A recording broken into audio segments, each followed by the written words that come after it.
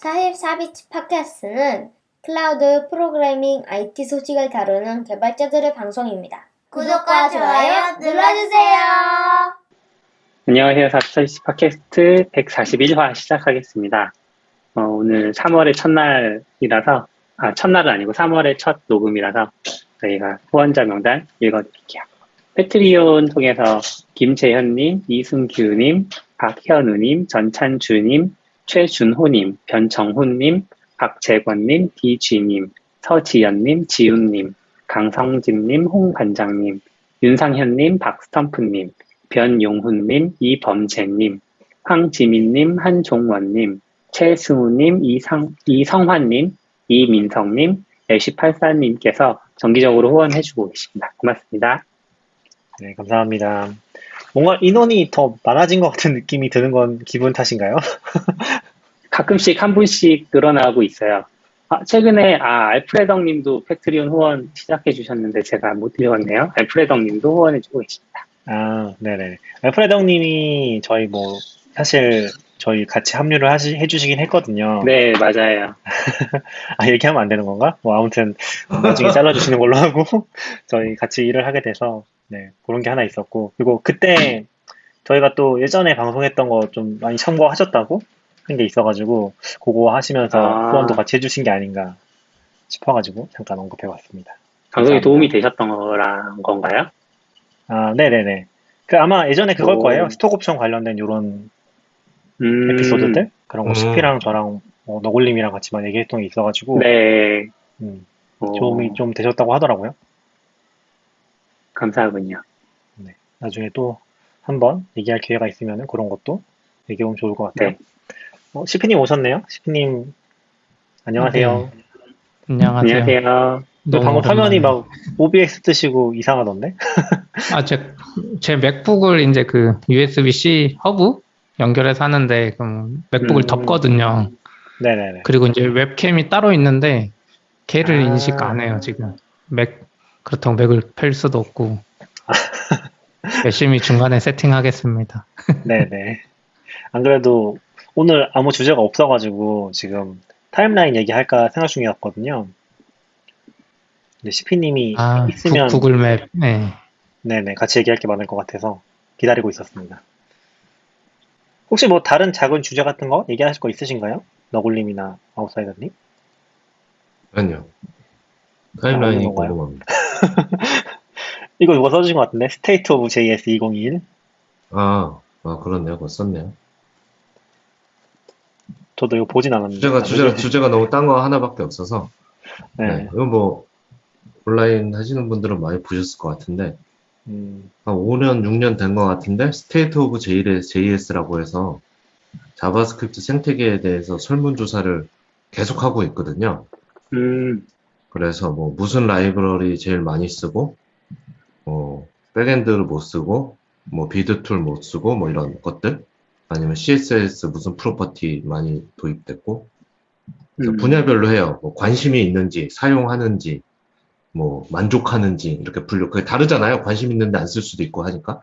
네. 그런 거 별로 해서 다 통계를 좀 내주고 있어서, 약간 저는 이제 매년 나오면 이렇게 한 번씩 둘러보게 되는 것 같아요. 이제 한 5, 6년치가 쌓이다 보니까, 이제, 뭐가 좀 인기 있다가 내려가는구나, 아니면, 요즘 뭐가 주목받는구나, 이런 것들을 좀 볼 수 있어서, 네. 좀 참고하고 있어서. 흥미로웠던 부분들이 있으신가요?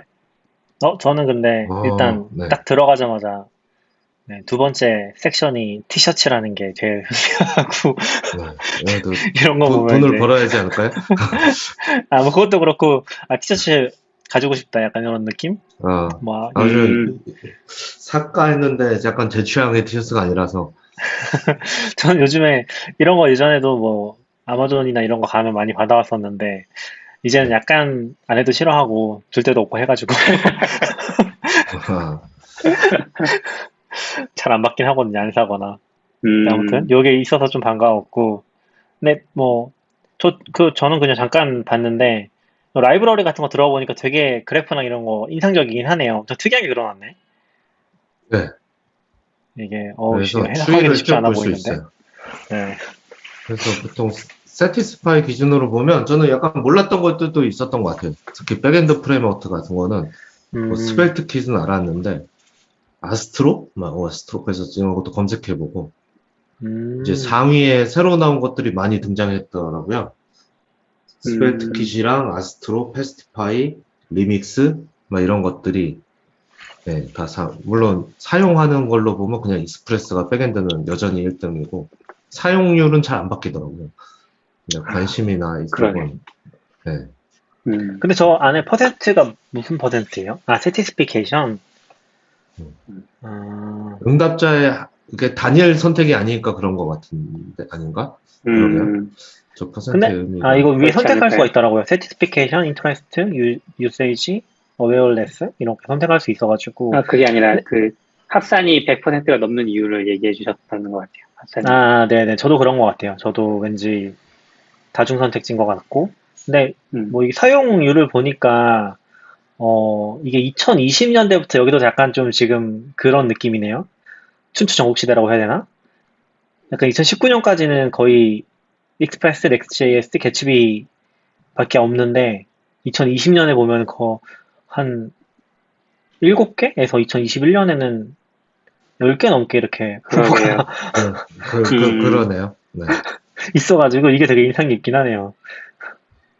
이쪽도 뭔가 바뀔 수도 있겠네요, 판도가. 그러네요. 계속 나오더라고요. 프론트도 거의 변화 없다고 생각했는데 네. 스벨트를 생각보다 사람들이 좀 관심 가지는 거랑 솔리드? 이것도 보면서 이건 뭐야 또 이렇게 그러게 세티스피케이션의 제일 높은 게 지금 솔리드군요. 네.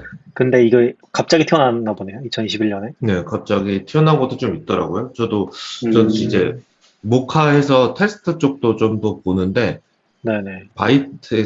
이거 바이트에서 만든 테스트 도구인데 네, 이게 갑자기 상위권으로 튀어 올라와서 신기하긴 했어요. 특히 테스팅 도구 같은 거를 그렇게 자주 바꾸진 않는다고 좀 생각을 해서 라이브러리 같은 거에 비해서는 더 쉽게 바꿀 수 있나?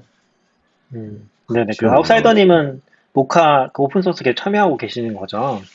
네, 컨트리부터로. 네네.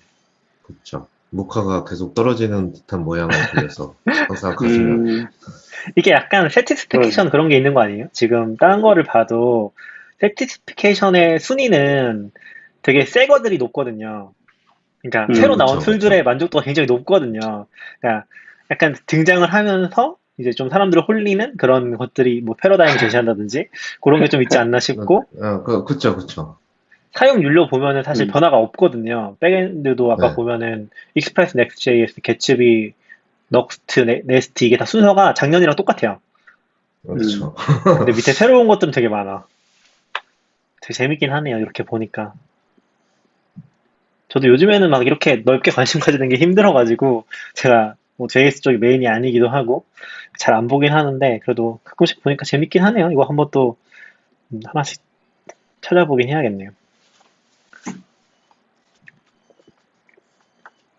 뭐 그 외에 뭔가 주목하시는 거 있나요? 아웃사이더님은 뭔가 파보고 싶은 거라든지 그런 거 혹시 있으셨나요? 보시면서? 그렇진 않고요. 아니, 너무 많이 나와서 요즘. 네.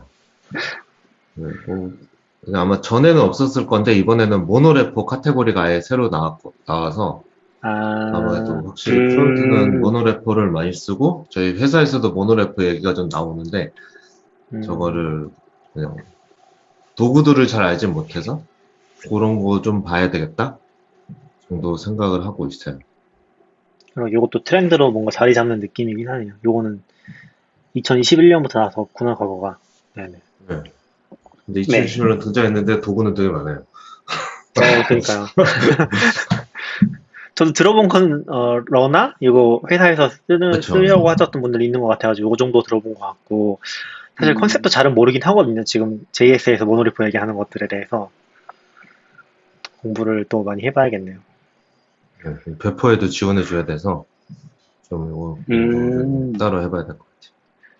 그래도 약간 뭐 사실 4, 5년 전에도 춘추전국시대 얘기를 했던 것 같은데 더더욱 이게 역시 생태계 커지니까 더더욱 많아지는 것 같긴 하네요, 뭐가. 자바스크립트는 항상 그랬던 것 같아요. 좀. 오히려 약간 그러니까 jQuery 이후에 jQuery 때가 제일 평화가 되게 오래 가던 시기고 지금부터는 진짜 춤추고 시계대로 계속 가고 있는 것 같아요. 지금 라이브러리에 보니까 지금도 jQuery 11%? 이건 메인 앤서? 뭐지 이게? 어떤 라이브러리를 자주 쓰냐, 그러니까 자주 쓰냐는 것 같은데 jQuery가 11% 들어가 있긴 하네요 아직도. 이건 그냥 라이브러리 기준인 것 같아요. 그러니까 뭔가 프레임워크나 이런 건 아니고. 엑시오스? 엑시오스는 뭐예요? 그거 HTTP 클라이언트인데 제일 오래되고 많이 쓰는 거. 우리 대선 사이트도 다 jQuery니까. 그렇죠. 로데시, 모멘트 이런 거 봤던 것 같고 데이트 FNS는 이거 포매팅 관련된 그런 건가요? 네, 그 날짜 관리, 날짜. 뭐, 모멘트 비슷한 3일, 거. 3일 뒤, 네, 모멘트인데, 모멘트보다 더 조금, 모멘트 뒤를 잇는 거죠. 왠지 date.js도 그런 느낌인데? 아닌가요? 그렇군요. 이거는 안 써봐서 잘 모르겠네요. 이모는 나중에 혹시, B3도 있다. D3도 뭐, jQuery랑, 임원, 네, 그쵸. 네네. 임원은 이뮤터블 해서 상태 관리해주는 그런. 객체 상태 관리 같은 거 해주는 건가 보군요. 럭슨이랑 람다도 하시나요? 람다는 왠지 느낌이 살짝 오긴 하는데. 람다는 그거 뭐죠? 그, 펑셔널 그런 걸로 알고 있어요. 럭스는 잘 모르겠네요. 그렇군요. 한번 저도 나중에 쭉 보고서 재밌는 거 있으면 같이 얘기해봐도 좋을 것 같아요. 네, 아무튼 이런 사이트가 나왔다고 하니까. 리소스에서 좀 고무적이라고 해야 되나? 그거는 이제 참고하는 사이트들이 있잖아요. 사람들이 공부하려고. 네. 거기에서 1위는 여전히 스택 오버플로우지만 2위가 MDN이 차지했네요. 그리고 좀 큰 격차로 3위가 W3 스쿨인데 다들 W3 스쿨 되게 이제 신뢰하지 마라 뭐 이런 얘기 많이 하잖아요. 확실히 좀 점점 뒤떨어지고 있는 것 같아요. W3 스쿨은 약간 그게 궁금하긴 하네요. 이것도 시계열이 좀 궁금하긴 하네요. MDN이 올라가고 있는 건지 그런 게 잘 안 보이긴 해서 원래 높았던 건지 올라가고 있는 건지 그런 부분들. 그러게요. 근데 아무래도 좀 뭐 SEO도 그렇고 뭐 W3 스쿨도 검색을 했을 때 잘 걸리는 것도 있고 그런 부분에서 어쩔 수 없나 싶긴 한데 콘텐츠 면에서는 MDN이 훨씬 좋긴 하니까 계속 올라가는 것 같긴 해요. 결국에 뭐 SEO의 기본 자체가 콘텐츠다 보니까 MDN은 계속 올라갈 수밖에 없지 않을까 싶긴 한 것 같아요. W3 스쿨은 왜 이렇게 SEO를 잘하는 걸까요? 사실 MDN은 옛날부터 올라왔어야 되는데. 그쵸, 맞아요. 아마 제 생각에는 기본적으로 좀 초기에 그런 키워드들에 대해서 그러니까 구글은 되게 키워드가 중요하긴 하거든요. 글을 쓰는 것보다도 예를 들면 뭐라고 해야 될까? 뭐 div 태그라고 한다면 div 태그라는 제목을 가지고 글을 쓰는 사람들은 사실 많지 않잖아요. 뭐 없진 않지만 그러다 보니까 이제 레퍼런스성 글들이 많이 올라갔던 것 같은데 초기에 차지하면서 그게 계속 갔던 것 같아요. 느낌상. 그 구글 보면 여전히 문제가 많은 게 한국 기준으로도 나무위키 같은 게 계속 위에 있잖아요. 근데 사실 콘텐츠적으로 보면 이거는 걸러서 차단해줘야 되지 않나 싶을 문서들이 많아가지고 되게 사람들이 참여하는 건 이해하지만 그리고 위키백과도 사실 같은 방향에서는 문제가 있는 거고 뭐 MDN이나 공식 문서 더 좋아하시는 분들은 그런 면에서는 뭐 구글을 되게 싫어하실 수 있을 것 같기는 해요. 근데 구글도 요즘 SEO도 구글 자체가 별로가 됐잖아요, 이제. 그쵸. 저 약간 느낀 것 같아요. 한국이 기술력이 더 좋았구나. 예, 요즘에 구글에서 한국 콘텐츠도 이제 검색 많이 되잖아요. 같은 동일 성상에서 경쟁하다 보니까 요즘 구글 검색하면 광고가 진짜 많이 나와요. 네이버 예전 이야기처럼. 그리고 실제로 그것 때문에 미국에서도 구글, 그러니까 뭐 광고 이야기 아니라 검색 퀄리티가 너무 떨어진다? 그런 이야기 진짜 많이. 저도 뭐 자전거나 뭐 특정 만약 드론이라고 치면 뭐 그런 거 치잖아요? 구글 검색의 첫 페이지에 막 옥션 다 나와 막 이런 것만 나와요. 옛날에는 정보가 나왔는데. 근데 저는 그게 제 개인적인 생각은 일단 약간 블로그로 돈 벌려는 사람들이 그 침투한 게 하나가 있고, 두 번째로는 컨텐츠가 없어서 그런 것 같긴 해요. 약간 좋은 컨텐츠가 없는 거죠. 드론했을 때 보여줄 만한 좋은 컨텐츠가 한국어로 없는 거죠. 아니요, 있어요. 그래서 요즘에 저도 막 클리안 검색할 때 무조건 사이트 클리안 넣고 검색하거든요. 아, 그런 건 좋은 것 같아요. 근데 그게 아마 게시판이나 이런 애들은 SEO가 그렇게 잘 돼 있지 않아서 위로 가기 좀 힘든 것 같고, 그래서 나무위키 같은 게 엄청 걸리는 것 같고, 그런 생각은 좀 들어요. 그래서 최근에 그거잖아요. 최근에 그 해커뉴스에서 엄청 화제됐던 게 저 자세히 안 읽어보긴 했는데, 구글이 망해가고 있다고 쓰면서 이제 자기는 무조건 레딧으로 검색한다고, 이제 아, 맞아요. 레딧이 저 진짜 검색 엔진이 되고 있다. 약간 그런 거. 음, 그런 것도 저는 되게 신선하긴 했어요. 아니요. 저 레딧을 그래요? 안 쓰니까. 저는 그거 보면서, 아, 역시 인터넷 강국은 한국이구나. 예전에 한국이 네이버 약간 카페. 그런 거 먼저 겪은 느낌이잖아요. 아, 그쵸, 그쵸. 네이버 카페에서 검색하고 막 그랬어. 근데 지금도 음, 그래요. 저도 지금도 그런 거 많이 느끼는 게, 지금 운전도 좀 시작하고, 그리고 집 인테리어 하면서 많이 알아보면서 느낀 건데, 그 항상 검색을 할 때 네이버 가서 뷰에 필터링 카페로 해서 검색하거든요. 진짜 그렇게 많이 쓰는 것 같아요. 구글을 진짜 아. 좋아하는데 구글엔 아무것도 없어. 그런 종류의 정보 같은 경우는. 그러다 음. 보니까 네이버로 진짜 검색 많이 하는 것 같아요, 요즘에. 그런 정보 때문에. 그리고 네이버 카페가 되게 악랄한 게, 악랄하다고 해야 되나? 이 레딧이랑은 좀 다른데, 검색을 하면은 공개된 글들이 많잖아요. 그러니까 검색 경로로만 들어갈 수 있는 글들이 많잖아요. 진짜 완전 비공개한 거 외에는 카페 글들이 노출이 되니까 그런 식으로 가입 안 된 상태에서 좀 보고, 뭐 필요하면 가입하고 그렇게 되는 것 같아요. 그거 모르는 그거- 분들도 많더라고요. 그러니까 진짜요? 커뮤니티에 네이버 카페 기본이 검색에 노출되는 게 기본이거든요. 맞아요. 예. 근데 이제 아까 말하신 대로 그게 다른 애들이 긁어가면 그냥 들어가면 그 링크로 못 들어가는데 그 링크의 제목을 정확하게 알면 제목을 네이버 카페 검색에 그대로 치면 들어갈 수 있어. 맞아요. 그게 리퍼럴로 하는 건지 뭘로 하는 건지 정확하지는 모르겠는데 리퍼럴은 아니었던 것 같고. 저도 뭐 까보진 않았는데 그거 실제로 재현하게 들어가는 방법이 있는 것 같긴 하더라고요. 뭐 그렇게 맞아요. 예전에 좀 돌기도 했었고 맞고 돌고 그러는 것 같은데. 근데 사용하는 네이버가- 입장에서 알기가 어려우니까, 이거 읽어봐 라고 던져주게 되는 것 같긴 해요. 맞아요. 네. 그런 거는. 그래서 사실 의식적으로 하시는 분들은 아예 비공개 걸고서 그 카페만 노출되도록 그 검색 걸리는 옵션이 따로 있었던 것 같아요. 카페 글 쓸 때. 그런 식으로 하는 것 같더라고요. 그러면 이제 안 걸리니까. 그래서 뭐 그런 식으로 좀 활용을 하고 있긴 하죠. 레딧도 그런 느낌인가? 레딧을 제가 안 써서 잘 모르겠어요. 레딧은 비공개는 아니긴 했던 것 같은데.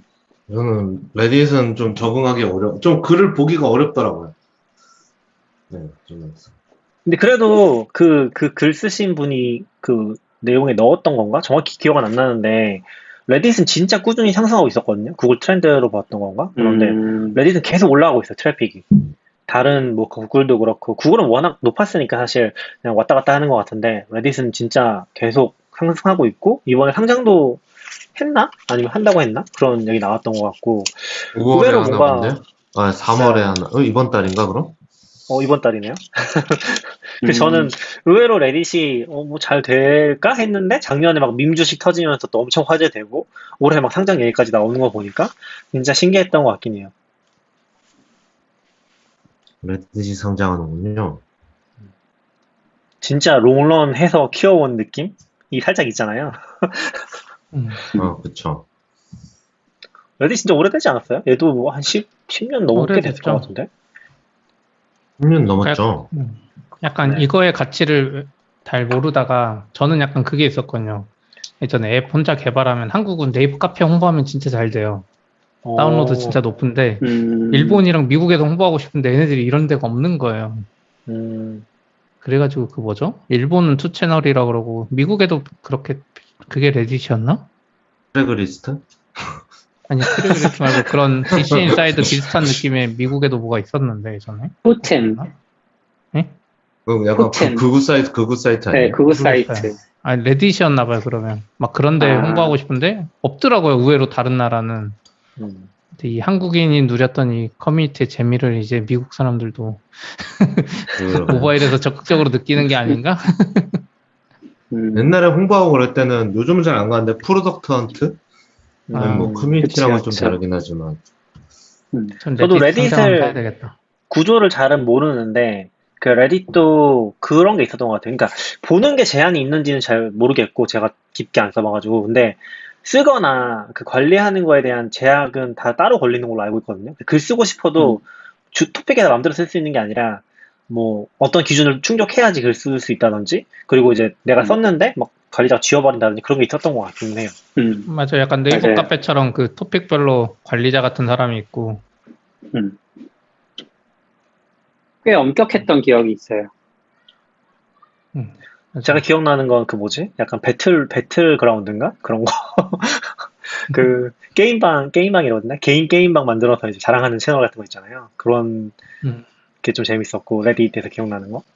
음, 그거 외에는 우리 시각화 할 때 거기다 홍보 음, 한참 차트킹이라는 거 만들어가지고 했던 것 같은데 그게 망했던 것 같고 잘렸잖아요. 올리면 잘리고 막 그렇잖아요. 맞아요. 그때 우리도 경험했죠. 유튜브로 뭔가 해볼 수 있을까? 누군가 하는 걸 보면서 포기. 네. 그랬었죠. 저희 구글 맵 이야기해요. 저 배고파요. 네. 인사는 많이 해주셨는데 다른 코멘트는 없군요. 네. 구글맵 얘기하시죠. 네. 뭐 소개를 먼저 해야 될 것 같은데요. 제가 얘기를 할까요? 아까님이 네네. 제가 얘기할게요. 네. 저도 잘 몰랐는데, 혹시 뭐 다른 분들은 알고 계셨나요? 구글 맵이 한국에서 거의 접었었다면서요? 접은 건 아니죠. 그게, 저도 정확히 기억 안 나는데, 한참 그 문제 있었잖아요. 지도 반출 문제. 그게 벌써 저는 한 5년 전? 이렇게 느껴지는데, 4년 전, 5년 전 이쯤인 것 같은데, 그때 저도 팔로우업을 안 했었고, 저도 구글 맵 많이 안 썼으니까 신경 안 썼는데, 그 시점부터인가? 어느 정도 지나서 구글이 한국 지도를 아예 업데이트 안 해버리고 기능을 다 차단했다고 하더라고요. 타임라인도 아이폰에서랑은 안 됐던 것 같아요. 제가 찾아보니까 나중에. 제가 최근에 좀 관심 가지고 쓰는 기능이 구글 타임라인이라는 기능인데 이걸 아이폰에서도 쓰고 있거든요. 근데 이게 한동안 아이폰에서도 안 됐던 것 같고 그래서 막 구글 맵이 철수하는 거 아니냐 이런 논란이 계속 있다가 이게 작년인가 재작년 말쯤에 구글이 이제 다시 한국 지도를 업데이트하기 시작한 것 같아요.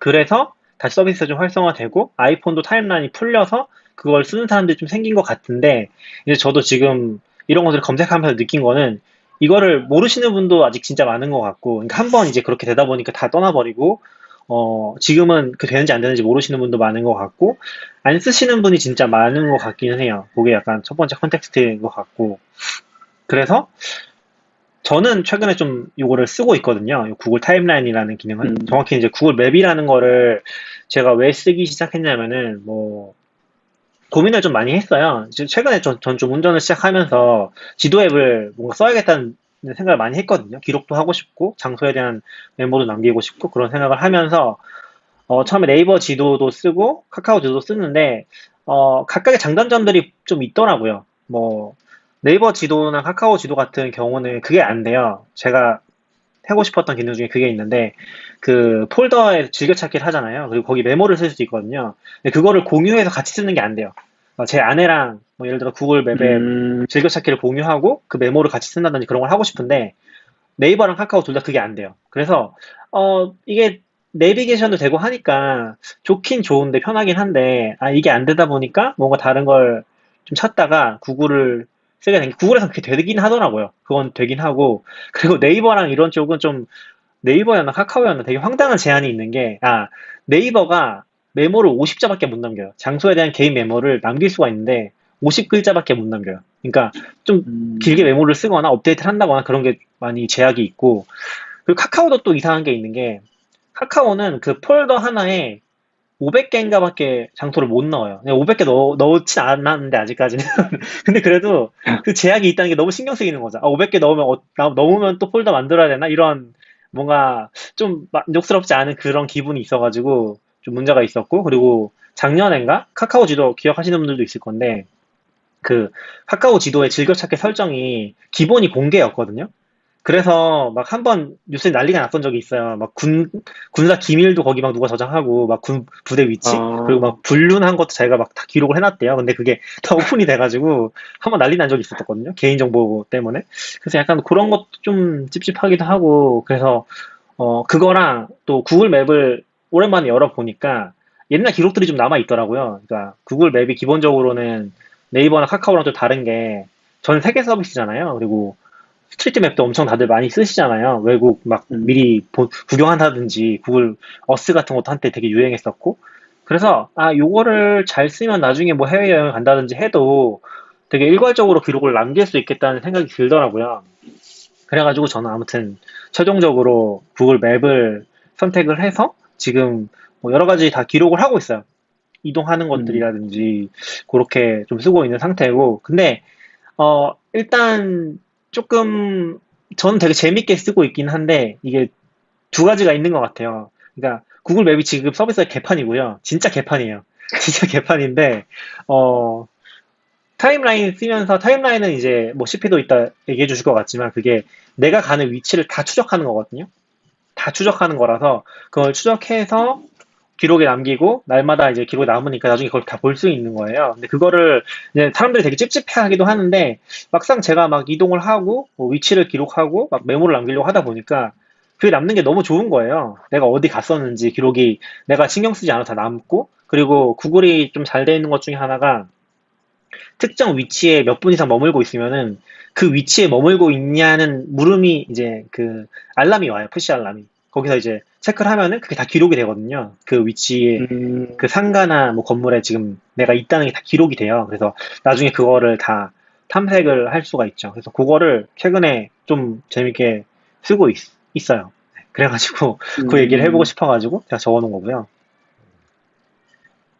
뭐 일단은 그렇습니다. 거의 얘기하신 거에서 궁금한 것도 있긴 한데 저도 구글 맵이 철수했는지는 잘 모르겠고 원래 우리나라 법이 지도 반출이 안 돼서 여전히 안 될걸요? 네네 안 돼요. 그래서 딴 데는 다 구글 맵이 데이터인데 우리나라만 우리나라 업체고 지금은 티맵 모빌리티가 제공하는 걸로 표시가 되네요. 근데 그거 관련해서는 사실 정확하게 해야 되는데 사실 반출을 못해서 라기보다는 뭔가 글로벌 표준의 그 기능을 제공 안 한 거죠. 그 반출이 안 되니까. 우리로 치면 우리는 모든 기능을 한국 서버에 놔뒀는데 그 데이터 중에 일부를 저기 뭐 그 나라 서버에서 서빙하라고 하니까 그럼 업데이트 안 해요. 약간 이런 느낌이었고. 근데 그리고 데이터도 지금 팀앤 모빌리티라고 나오잖아요. 저게. 근데 그전에도 허접한 데이터지만 SK 플래닛이었어요. 같은 회사예요, 사실. 같은 회사. SK 플래닛에서 팀앱을 했거든요. 그러니까 구글도 저 지도 로우 데이터는 사실 같은 데서 계속 받아오고 있었어요. 근데 SK 플래닛의 그 받은 지도를 정부가 막 반출 못하게 하고 하니까 그 업데이트를 안 해버리는 거죠. 계속. 기능도 이제 글로벌은 다 벡터 기반의 뭔가 구글은 지도가 돼 있었는데 한국은 그 벡터 기반의 그런 거 지원도 안 하고. 근데 이제 말이 나오는 거는 한국에도 이제 GCP 생기고 겸사겸사 구글이 하면서 최근에 구글 지도가 이뻐졌거든요. 벡터 지도도 좀 더 이뻐지고 그게 사실은 지도 반출 때문은 아니고 원래 되던 기능에 이제 업데이트한 것 같아요. 그래서 사실 서비스를 중단한 적은 없고 약간 업데이트를 안 하면서 계속 그대로 버텼죠. 맞아요. CP 말이 맞고 이게 사실상 이제 구글이 버린 거 아니냐 이런 얘기가 나왔던 게 예를 들면은 지도가 3, 4년씩 업데이트가 안 되니까 그 위성 사진 같은 게 업데이트 안 되고 그리고 지금도 위성 사진이 네이버나 카카오는 되게 확대가 잘 되잖아요. 막 여기 주차장 있는지 찾거나 그럴 때도 쓰는데 구글은 그렇게 안 돼요. 구글은 되게 뭐라고 해상도가 낮거든요. 그런 식으로 돼 있는데 그게 몇 년 동안 거의 업데이트 안 되고 구글 스트리트도 중단해버리고 그리고 아이폰에선 타임라인 안 되고 그리고 내비 기능이 있잖아요, 구글에. 근데 그것도 일부 됐던 것 같은데 어느 시점부터 다 안 됐거든요. 그게 최근에 지도 업데이트가 되면서 그게 최근에 1, 2년 전인 것 같은데 최근에 지도 업데이트가 되면서 지금도 안 되긴 하는데 그 대중교통만 살아났어요. 그 내비게이션 기능이. 그래서 그게 지금 되고 있는 상태? 약간 어중간한 상태죠, 지금도. 그래서 그런 식으로 흘러가고 있는 것 같더라고요. 아예 막 이거를 진짜 잘 지원해주고 있는 그런 것도 아니고 구글 스트리트를 막 어디선가 업데이트 한다는 얘기도 있는데 대부분은 이제 다 엄청 오래된 정보로 남아있고 막 그런 상태인 것 같더라고요. 맞아요. 근데 이제 저는 어차피 이게 한국을 위해서 만든 기능이 아니라서 데이터만 채워지면 진짜 기능 업데이트는 빠를 것 같아요. 아까 대중교통 이런 것도 그렇고. 물론 한국엔 더 좋은 게 있지만 한국엔 더 좋은 대안이 있어서 그렇지만 사실 저희도 뭐 막 이런저런 거 많이 해보지만 글로벌 단위로 뭔가 일을 한다는 게 쉽지 않잖아요. 맞아요. 데이터도 지금 보면 한국 데이터는 팀앱에서 받고 일본 데이터는 어디 회사에서 사오고 저기 데이터는 다 사오고 하거든요. 그래도 저는 구글 지도 조금 많이 좋아졌고 사실 저는 구글 지도보다는 그 아까 말한 구글 타임라인 이걸 엄청 중요하게 썼거든요. 그러니까 이거 생긴 지가 제 생각에 2009년에 생긴 것 같아요. 구글 타임라인. 왜냐면 구글 타임라인 들어가서 셀렉트 박스에 보면 2009년이 시작이거든요. 아, 그리고 저는 보니까 그 구글 타임라인 기능을 2010년 12월부터 켰어요. 그래서 이게 저는 항상 그걸 좋아해서 일부러 켠 거예요. 아이폰 유저였으니까. 그리고 아이폰 안드로이드처럼 추적도 잘 안 되는데 제가 2010년 막 그거 키고 막 다니면 사람들이 뭐라 그랬냐면 아니 그걸 왜 구글에 정보를 넘기냐고 엄청난 개인정보 막 이렇게 했고 심지어 이슈가 됐던 적이 한 번 있어요. 안드로이드가 어느 시점에 그걸 기본으로 켠 적이 있어요. 구글이. 그래서 그때 엄청 이슈가 돼서 사람들이 다 그거 차단하는 법을 막 쓰고 다녔어요. 맞아요. 네, 근데 저는 이제 일부러 켜는 법을 막 찾고 있었고 그래서 지금 2010년 12월부터 첫 날짜를 보니까 제가 살던 오피스텔에서 그 네이버 바로 앞에 출근한 기록이 이렇게 딱 그려져 있고 그리고 이제 전체 기간으로 쭉 보면 제가 다녔던 전 세계 나라가 보이는 거죠. 뭐 미국하고 뭐 스페인밖에 없지만 그리고 딱 그 시점에 시간으로 가보면 내가 어느 호텔에 갔고 이게 나오고 그리고 이제 어느 시점부터는 지메일이랑 연동이 되기 시작했잖아요. 그 지메일이 맞아요, 막 맞아요. 그 비행기 편도 알려주고 맞아요. 숙박도 알잖아요. 그래서 예전에 쌓였던 데이터지만 애가 메일이랑 딱 매칭해가지고 제가 그 근처에 갔으면 호텔 이름까지 지금 그 타임라인에 나오거든요. 그래서 지금 제가 벌써 10년 넘게 모아놨더니 정말 좋은 재밌는 데이터가 된 것 같아요. 그래서 저는 개인적으로는 이런 거 켜는 걸 엄청 선호하는데 한 번 놓친 적이 있어요. 제 안드로이드 폰으로 바꾼 적이 있는데 작년인가 재작년에 안드로이드가 그게 기본으로 꺼져 있는 거예요. 전 너무 오랜만이라 그 생각을 못했죠. 그래서 한 6개월인가 그 데이터가 로깅이 안 되는데 그게 너무 억울하더라고요. 그러니까 약간 그거예요. 그 정부 막 검찰이 조사하다 보면 너 며칠에 어디 갔고 요즘에 뭐 막 오세훈 시장 뭐 생태탕이나 뭐 대장동이나 막 이런 거 막 기록이 나오잖아요. 근데 나는 그 시점에 내가 어디 있었는지 알 수 있어요. 기억이 나지 않는다가 아니라 정확히 뭐 어디 가서 뭘 했고 저도 방금 찾아보니까 신혼여행 갔을 때 뭐 스페인 갔다가 신혼여행 돌아오자마자 처갓집에 갔네 이 기록이 있더라고요. 지도상에. 그 지워진 6개월 빼고. 네, 지워진 6개월 빼고. 그래서 나중에 제가 막 60, 70이 되면 그때는 시대가 바뀌어서 이거 가지고 막 구글이 VR도 해줄 것 같고. 그래서 제 생각에 이게 개인정보에 민감한 분들이 아니면 켜놓기를 권고하고 특히 요즘 같은 시대에는 내가 어디 있었다는 거를 증명해야 될 수도 있잖아요. 몇 시에 내가 어디 있었다. 물론 디바이스 기준이지만. 그럴 때도 유용하지 않을까? 근데 이제 여기서 이제 낙교님 최근에 좀 놀라운 걸 들었던 거는 이제 애가 한 뒤에서 10분인가? 혹은 애플은 API가 있어서 위치가 바뀔 때마다 혹은 통신탑이 바뀔 때마다 좌표를 보내는 그런 기능이 있거든요. 데이터를 좀 적게 쓰면서. 그래서 좀 띄엄띄엄 있어요. 위치가. 맞아요. 근데 낙교님은 그걸 거의 뭐 실시간으로 해놨더라고요. 게임 수준으로. 그래서 그 이야기 좀 들어보고 싶었어요.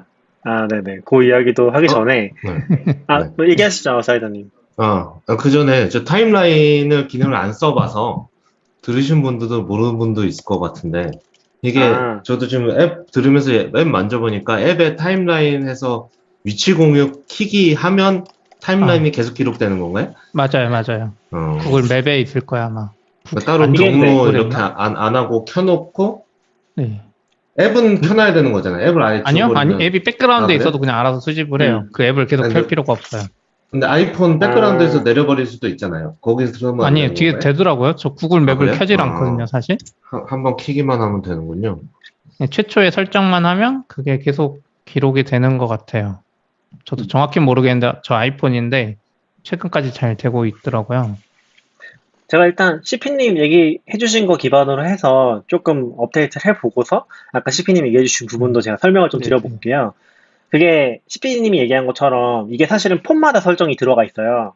그러니까 그 위치 수집을 할 때 그 아까 아웃사이더님이 지금 뭐 설정을 하면 되는 거냐고 하셨는데 그게 그거 키는 것도 있는데 설정을 어디 찾아보면은 특정 폰에서 수집을 할 거냐 그런 것들 체크하는 게 나오거든요. 내가 로그인된 기기들이 목록이 나와서 거기서 체크를 꼭 해줘야지만 그게 실제로 동작을 해요. 예를 들면 아이폰이면은 그 아이폰 앱에서만 돼요. 그래서 그 아이폰 앱에서 그 설정에 들어가가지고 그 기기를 체크해줘야지 이 수집이 실제로 시작이 되거든요. 그래서 그게 하나가 있는데 이제 CP님 얘기한 것처럼 이게 기기별로 있다 보니까 그거를 놓치면은 수집이 안 되는 거죠. 기기를 바꿨다든지 새로운 기기를 쓰면은 그게 수집이 안 되고 그리고 또 주의해야 될 점이 이게 뭐 휴대폰을 두 대를 쓰시는 분이 있어요. 뭐 아니면 아이패드를 쓴다든지 그러면서 여러 대에서 수집을 걸어 놓으면은 이게 또 개판이 되거든요. 그 지도를 보면은 완전 이상하게 막 난리가 나요. 그래서 한번 해봤는데 혹시 이게 자기네가 알아서 좀 잘 조합을 해서 잘 정리를 해줄까? 이런 생각을 가지고 해봤는데 실제로 개판이 되더라고요. 그래서 하나만 쓰시는 게 좋고 뭐 아이폰 쓰시면 아이폰만 한다든지 뭐 이제 안드로이드 쓰시면 안드로이드 메인으로 쓰시는 거에다 설정을 하시는 게 좀 좋기는 하고요. 그리고 저도 CP님 얘기처럼 그런 게 기록되는 게 너무 좋을 것 같아서 지금까지는 뭐 크게 신경 안 썼는데 뭐 저는 그게 약간 계기가 된 게 운전인 것 같긴 한데 뭐 돌아다니니까 그런 게 좀 좋을 것 같다는 생각이 들어서 시작을 했던 거고요. 그리고 조금 방금 찾아보니까 이게 아이폰에서는 몇 년 동안 안 됐던 기간이 있는 것 같긴 해요. 그래서 2017년 글인데 이걸 켜려면은 1번 유심을 넣거나 1번으로 뭐 어떻게 계정을 바꿔가지고 켜면 아이폰 된다 막 이런 글들이 있거든요. 그래서 일정 기간 동안 동작을 좀 안 했던 것 같긴 해요. CP님이 예전에부터 쓰셨다고 하니까 되다가 아, 안 됐다가 다시 풀린 것 같기는 하거든요. 저 근데 정확히 저는 계속 모르겠지만. 켜져 있었던 것 같아요. 왜냐면 그러면 제가 이제 끊긴 기간이 없어요, 2017년에. 켜져 있었을 때는 되는 그런 걸 수도 있을 것 같고, 근데 새로 활성화하는 게 안 됐던 기간이 있는 것 같아요. 그러다가 이게 2019년에 풀렸다고 하거든요. 그때부터는 이제 아이폰으로 추가로 설정하는 게 가능했던 것 같아요. 그런 히스토리가 있는 것 같고요. 그리고 아까 CP님이 얘기했던 거 제가 조금 이제 그 부분을 얘기를 드리면은 이게 실제로는 백그라운드에서 돌아가요. 그래서 저도 이게 앱마다 다른 것 같아서 일괄적으로는 잘 모르겠긴 한데 아이폰에서도 그냥 한번 켜놓고 쓰면은 잘 돌아가는 것 같고요. 얘가 백그라운드에서 어쨌건 뭔가 설정이 있겠죠. 구글이 뭐 특별한 걸 했는지 잘 모르겠지만 그래서 그거는 잘 수집이 되긴 하고요. 이게 수집을 제가 테스트를 좀 해봤어요. 최근 아이폰도 옛날보다 빈도가 더 떨어진 걸로 알거든요. CP님 아마 초반 했을 때보다 최근에 아이폰이 그 보안 정책 같은 게 강화되면서 이게 되게 많이 빈도가 떨어진 걸로 알고 있고, 그래서 거의 그냥 백그라운드에 켜놓으면은 한 10분에서 15분에 한 번 정도 수집이 되는 것 같아요. 근데 그렇게 보면은 제가 예를 들어서 한 1시간 정도 동네 상체를 하고 오면은 점이 몇 개 안 찍혀 있는 거죠. 되게 직선으로 이제 엄청나게 먼 거리를 왔다 갔다 하기 그렇게 쭉 직선으로 찍히거든요. 특히 차로 이동하면은 뭐 거의 그런 직선들이 연속으로 돼 있으니까, 그리고 어떤 조건에 따라서 수집이 더 길어지기도 하고, 이 전력이라든지 그런 것 때문에, 그런 식으로 수집이 되다 보니까, 요거를 좀 더, 상세하게 수집할 수 없을까라는 생각이 들어가지고, 그거를 여러 가지로 좀 테스트를 해봤던 것 같아요. 그래서 뭐, 남아있는 안드로이드 폰으로도 테스트 해봤는데, 사실 안드로이드 폰도 기본으로 백그라운드 도는 거는 크게 다르지는 않더라고요. 이게 안드로이드 쪽은 앱마다 배터리 설정 같은 게 다 있거든요. 그래서 그런 거 다 켜주고, 성능 최적화로 켜주고, 그리고 지도 설정도 항상 보냄으로 켜주고 그런 거 다 해도 이게 지도 위치는 정확한데 그 뭐라고 해야지? 요 텀이라고 요 수집하는 간격이라고 해야 되나? 그거는 여전히 한 10분 정도에 한 번, 5분에서 10분 정도에 한 번인 것 같아서 안드로이드 폰을 쓴다고 요게 좀 잘 기록이 되는 건 아닌 것 같았고, 그래서 기본적으로 쓰시면 그냥 쓰시면 되는 것 같아요. 아이폰 쓰시는 분이나 뭐 안드로이드 쓰시는 분이나. 근데 이거를 더 많이 수집하고 싶다, 그러니까 점들을 더 촘촘하게 수집을 하고 싶다, 그러면은 할 수 있는 게 두 가지가 있거든요. 하나는 그 구글의 내비게이션 기능을 키는 거예요. 구글에 아까 내비게이션 기능이 있다고 했잖아요. 근데 실제로 동작은 되게 제한적이에요, 지금은. 근데 그 대중교통으로 잡아놓고 예를 들면 서울인데 부산을 그냥 잡아놓고서 그렇게 켜놓고 다니는 거예요, 그냥. 그러면은 조금 더 촘촘해져요. 백그라운드에 돌지만 이게 뭐 원래는 10분 정도였다고 하면은 한 5분에 한 번 정도, 5분에 한 번 정도 이런 식으로 좀 조금 더 촘촘해지는 게 확실히 느껴지고요. 그리고 제일 많이 수집을 하고 싶다. 그냥 내가 트릭한 거를 예를 들면 뭐 운동 앱들에서 기록하는 것처럼 더 촘촘하게 기록을 하고 싶으면은 앱을 켜고 다니시면 됩니다. 진짜 구글 앱을 포그라운드에 켜놓고 다니시면 되고요. 제가 지금 해보고 있는 거는 제가 그래서 최근에 좀 휴대성 좋은 안드로이드 폰을 하나 더 가지고 다니면서 기록을 해보려고 고민을 하다가 뭐 사실 플립 한 대를 사긴 했어요.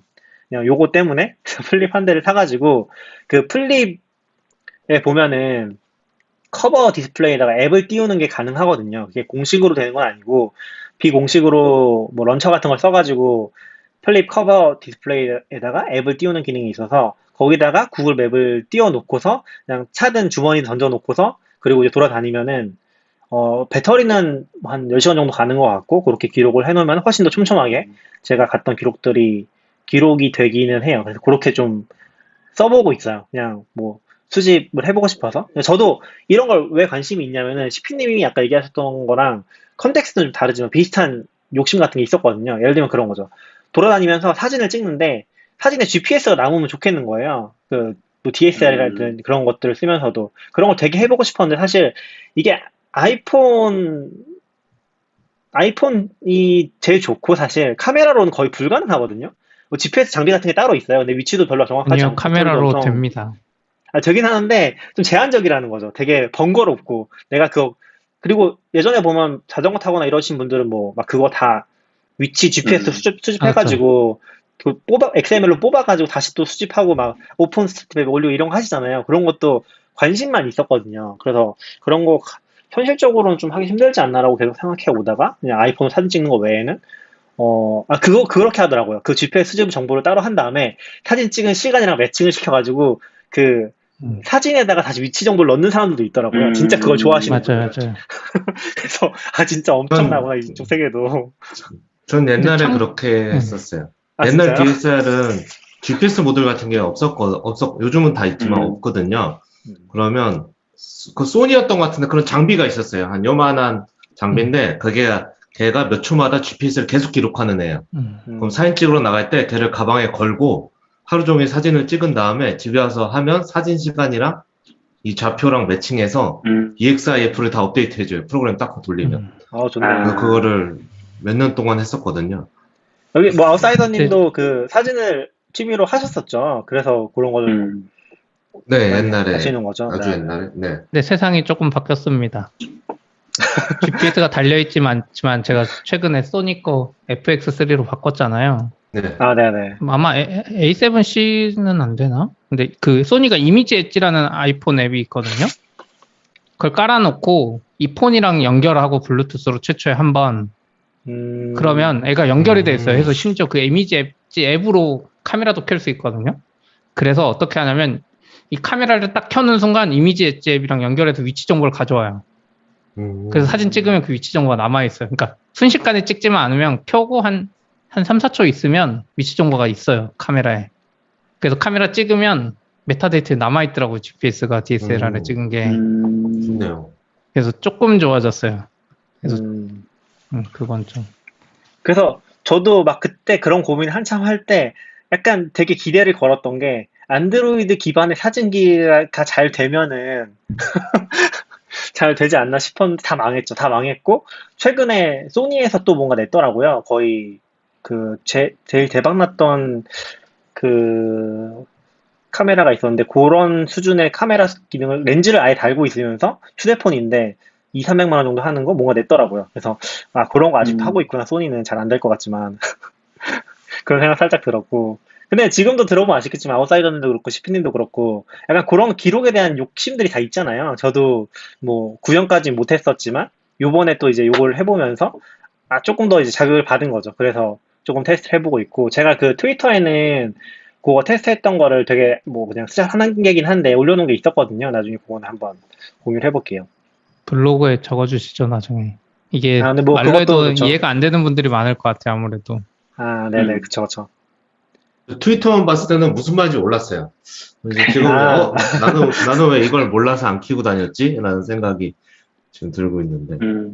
네. 낙규님이 약간 아이폰 유저면서 안드로이드 폰 사서 그 프론트 앱까지 이렇게 만든다? 이렇게 설치해서 뭐 그렇게 포그라운드로 돌리는 걸 들으면서는 이렇게까지 할 일인가 하는 생각이. 그러니까 저도 깜짝 놀라서 폰에 이걸 띄워가지고 다니는 거예요. 그러니까요. 갤럭시를 가지고 따로 폰을 2개 가지고 다니면서. 음, 근데 구글 타임라인을 보여주셨는데, 엄청 세밀하더라고요. 제가 가지고 다니는 거랑 차원이 달라. 그래서 보통 운전하면 내비 세팅해서 다니는데 뭘 하고 계신 거야? 이런 생각을 했죠. 그렇죠.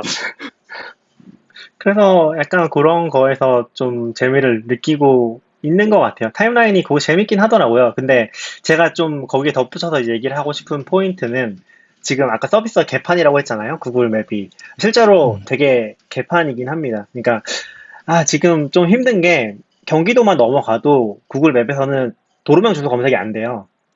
혹시 아시나요? 도로명 주소 도로명 검색하면 주소를 구글에서 찾으면 안 되죠.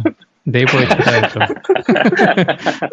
근데 도로명 주소가 서울인데요? 그 말은? 서울은 되는 데도 있고 안 되는 데도 있고 그런 것 같아요. 서울은 대부분 됐던 것 같아요. 아, 근데 경기도 넘어가거나 뭐 최근에 이제 좀 신도시라든지 이런 데들 보면은 거의 그냥 동정도로만 도로명 주소 넣으면 동정도로만 찍혀가지고 실제로는 위치 특별히 거의 불가능하고요.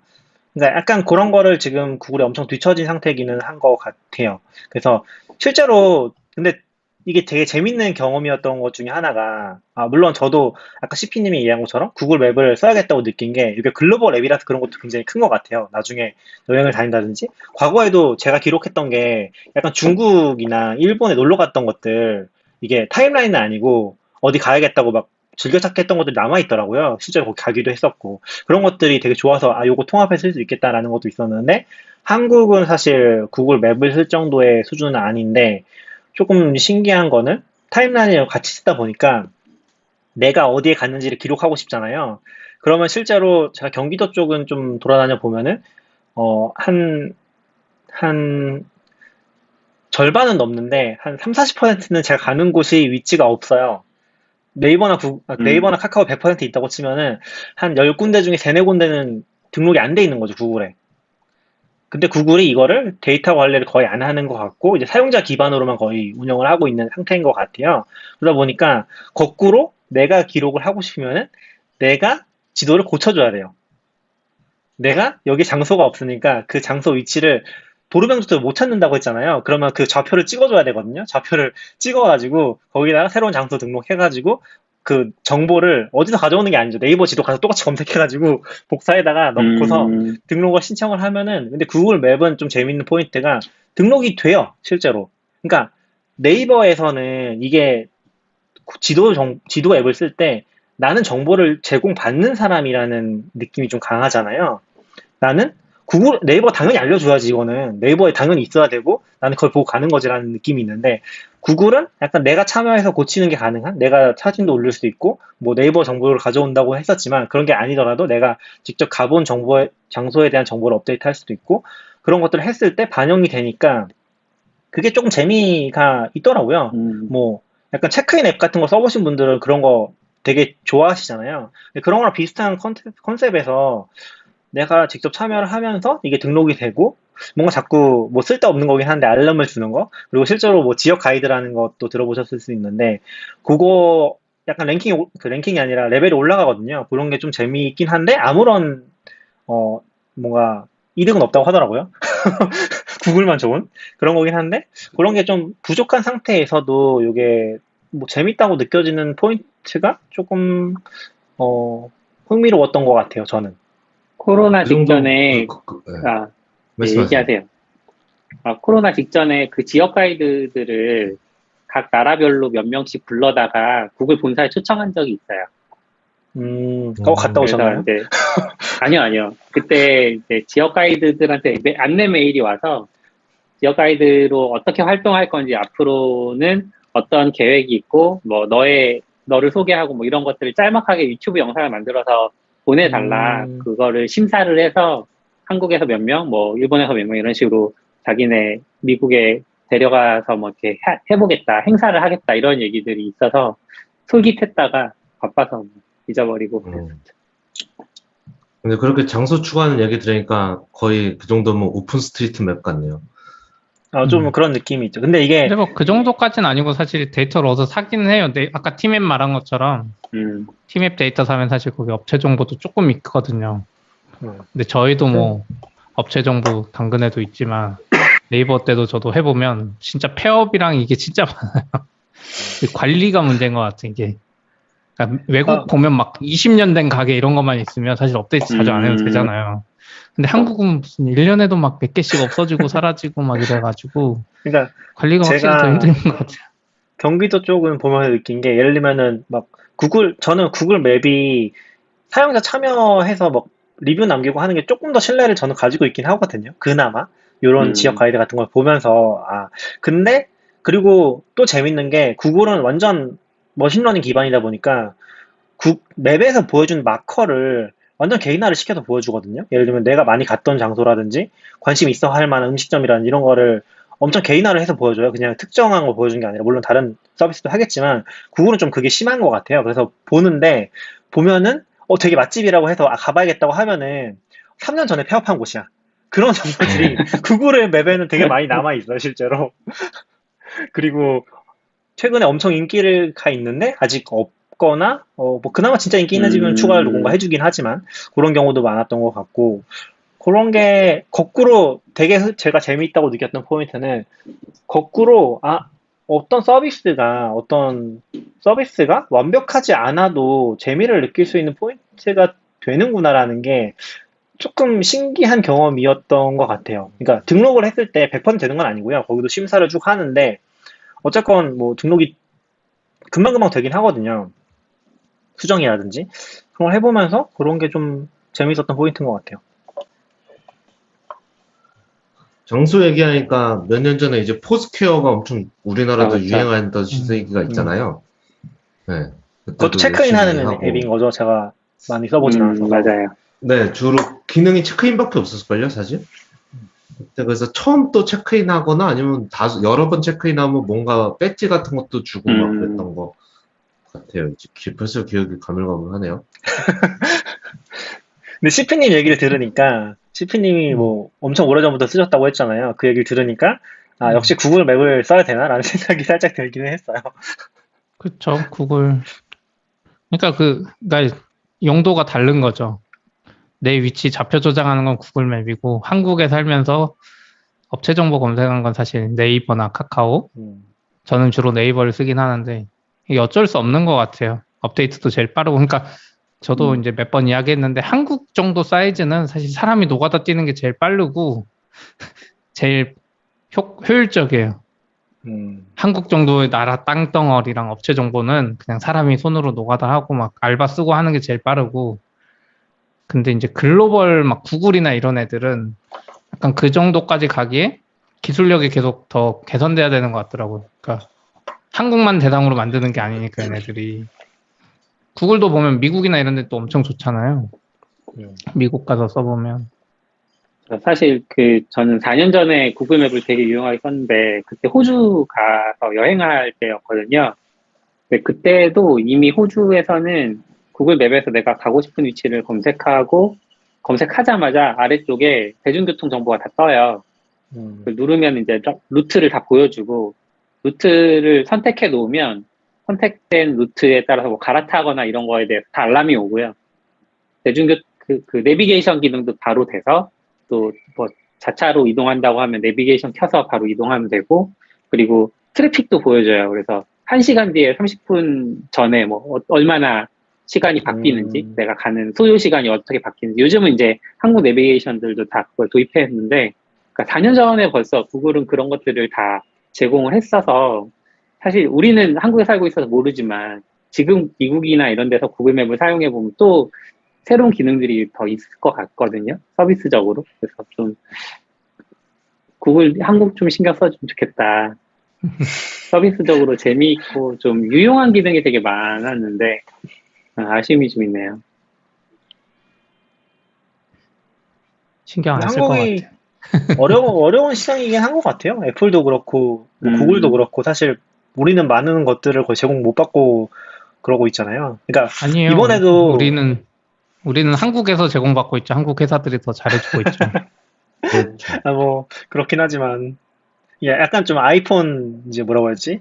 앱등이로서 이제 얘기를 해보면 애플페이라든지 이런 거 다 통합해서 이 쓰고 차트 싶은데 시국에 포함 안 되고. 예. 그렇다고 뭐 구글에서 엄청 사랑받는 것도 아니고 그 구글의 피처폰이 아니라 구글의 그 폰이 뭐죠? 그 픽셀. 픽셀도 픽셀. 거의 출시 안 해주고 구글, 애플 다 외면받는 느낌이 있죠. 돈을 이게 더 뭐- 많이 써야 됩니다.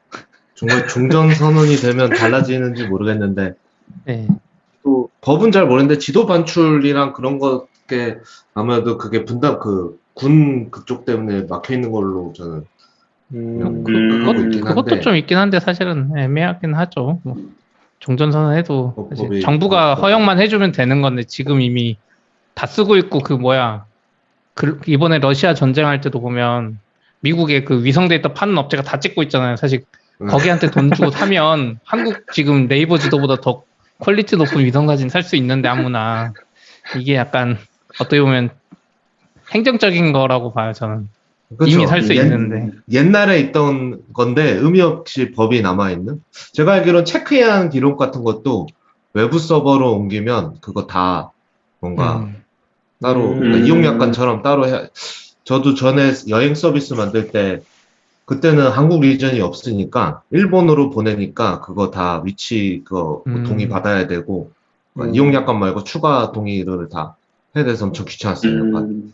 서류 받았는데 서버 위치 적으라고 서버 그냥 도쿄인데 그렇죠. 어디든지 좀 모르겠는데 근데 저도 예전에는 그런 게 좀 이상하다고 생각했는데 역시 한국이 인터넷에서 앞서 나간다는 생각을 또 한 번 하게 되는 게 국제에서도 앞서 나가는 것 같아. 왜냐면 우리나라가 그런 막 정보를 한국에 저장해라 이런 걸 했었잖아요. 근데 요즘 전 세계 추세가 그러고 있어요. 미국, 캐나다, 유럽 다 자기 사용자 데이터는 우리나라에 저장해 이게 이제 전 세계에서 다 그 시도를 하고 있잖아요. 해주고 구글이 제 생각에 그것도 들어서 구글이 지금 지도 이렇게 해준 것도 사실 한국 때문이 아니라 유럽이 하도 요구하니까 유럽 거 만들면서 그럼 한국 것도 이제 이렇게 하면 되겠네 하면서 해준 게 아닌가? 그럴 수도 있죠. 유럽은 사실 더 심하잖아요. 한국만큼 맞아요. 비슷하죠. 개인정보 아예 밖으로 내보내지 말라 그러고 데이터 자체를 그 나라에 저장하게 하는 약간 어떻게 보면 글로벌 기업 입장에서 개발자들은 좀 짜증나고 한 군데서 하면 되는데 그렇죠. 그래서 그게 근데 되게 어떻게 보면은 얘기하시죠. 만드는 입장에서는 사실 법이라서 그런지 잘 모르겠긴 해요. 뭐 GDPR이나 이런 것도 지금 한국에도 유럽 사람이 있잖아요. 그렇죠. 그러니까 그거를 구분할 수가 없는데 우리는 그런 법, 예를 들어 저 지난 회사에서도 캘리포니아 사람들한테만 제공해야 되는 어떤 법이 있는데 캘리포니아 사람의 기준이 뭐야? 이거를 어떻게 어떤 기준으로 이거를 해야 이 법이 말하는 게 뭐지? 막 이런 거. 결국은 그냥 IP 같은 그걸로만 했는데 사실 IP가 그렇게 디테일하게 잡히진 않잖아요. 그렇죠. 네. 그래서 그럼 이 정도로 하면 이게 통과가 법이 괜찮은 건가? 문제가 됐을 때 아닌가? 막 이런 것도 되게 좀 어려운 문제. 전 그래서 요즘 그 생각 많이 했는데 당근마켓이 약간 글로벌 규제에 맞는 사업이구나. 아까 말한 대로 어느 나라 사람인지도 다 구분돼 있고 그렇죠. 서로 완전 딴 나라 사람이랑 통신할 이유도 없고 저희 맞아요, 처음에 맞아요. 아키텍처 할 때도 TV를 다 두는 게 맞냐 글로벌 기업은 다 한 군데서 놓고 가는데 했는데 요즘 보니까 우리는 그냥 되네. 더 좋아. 이게 더 좋네. 막. 더 편할 수 있죠. 맞아요. 뭔가 또 회사 홍보를 하시네. 아웃사이더님이 얘기하셔서 생각난 건데 그게 저번에 그게 있었거든요. 어느 해외 언론사를 잠깐 구독을 했었어요. 영어로 된 거. 근데 그거를 구독 취소를 하려고 보니까 약간 미국도 웃긴 게 아직도 전통적인 거? 그 뉴욕타임즈였던 것 같긴 한데 전통적인 그런 영업 방식이 남아 있어서 취소는 전화를 해라. 그런 거예요. 아니, 내가 전화를 할 수도 없고 자신도 없고 해외 전화가 돼도 근데 찾다 보니까 그게 있더라고요. 내가 주소를 캘리포니아로 바꾸면은 해지가 돼. 온라인상에서. 아, 그 법 때문에. 그래서 그걸로 바꿔가지고 캘리포니아고. 네, 그 카드 주소를 그걸로 바꿔가지고 바꾼 다음에 그 들어가니까 버튼이 생기더라고요. 실제로 그래가지고 그걸로 취소를 했거든요. 그래서 그 기억이 하나 남아 있어요. 그렇죠. 그 법이 그런 게 있죠. 네. 약간 캘리포니아 법에서 요구해서 야, 내 개인정보 줘. 그러면 90일 이내인가? 우리가 가지고 있는 모든 퍼스널라이즈 정보 다 뽑아서 줘야 돼요. 맞아요. 뭐 줄기찾기 누른 거, 뭐 언제 뭐 본 거, 막 이런 거 다 뽑아가지고.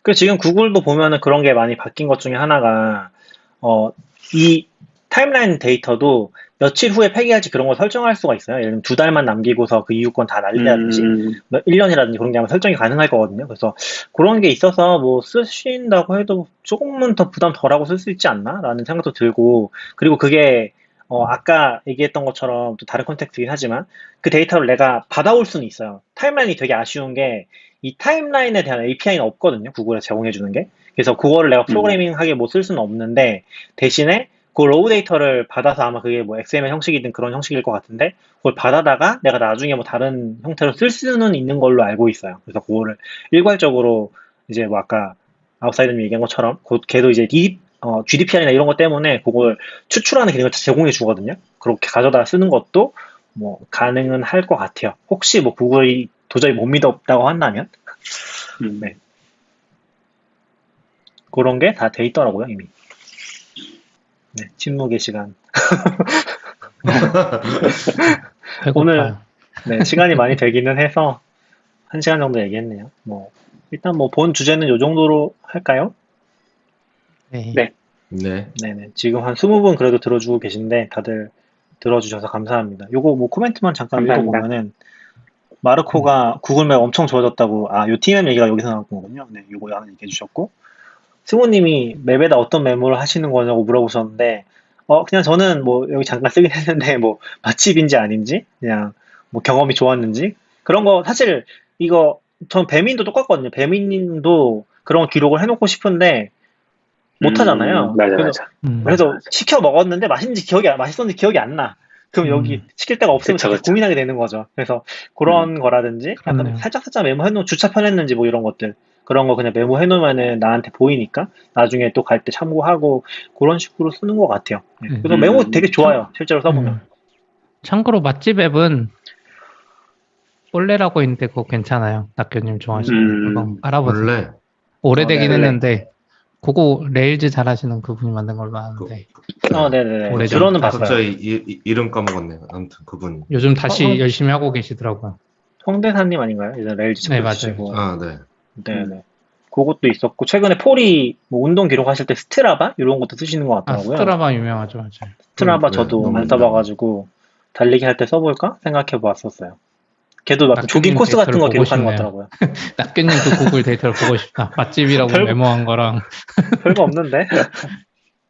약간 이거 나중에 그렇게 되는 거 아니에요? 회사에서 이거 제출하라고 하는 거 아니에요? 재택 막 심해지면?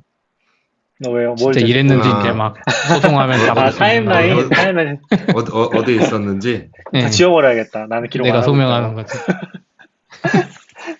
뭐 아무튼. 네네. 네. 아무튼 아주 수고하셨습니다. 네, 네, 수고하셨습니다. 수고하셨습니다. 들어주셔서 고맙습니다. 네, 감사합니다. 방송은 종료할게요.